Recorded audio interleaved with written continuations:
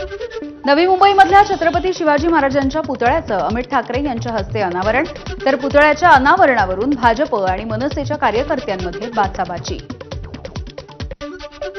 वाशिमच्या कारंजामध्ये विधान परिषदेचे आमदार संजय खोडके, माजी मंत्री सुभाषराव ठाकरे आणि जिल्हा परिषद माजी अध्यक्ष चंद्रकांत ठाकरे यांच्या नेतृत्वामध्ये शेकडो कार्यकर्त्यांचा पक्षप्रवेश। यामुळे कारंजामध्ये अजित पवार यांच्या राष्ट्रवादीला बळ मिळाल्याची चर्चा। बीडमधील अजित पवार यांच्या राष्ट्रवादीचे नेते योगेश क्षीरसागर यांची पक्षाला सोडचिठ्ठी।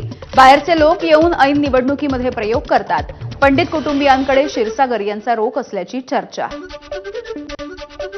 गवळी कुटुंबामधील आणखी एक व्यक्ती पालिका निवडणुकांच्या रिंगणामध्ये, अरुण गवळी यांची धाकटी कन्या योगिता गवळी बायखळा प्रभाग 207 मधून निवडणूक लढवेल।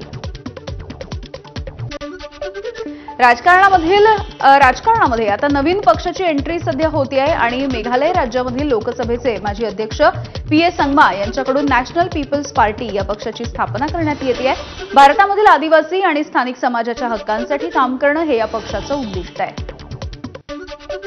अहिल्यानगरच्या संगमनेरमध्ये खाणगाव फाट्यावरती भरारी पथकाची कारवाई, नाकाबंदीच्या दरम्यान 1 कोटी रुपयांची रक्कम सापडली। कन्स्ट्रक्शन कंपनीची ही रक्कम असल्याची प्राथमिक माहिती।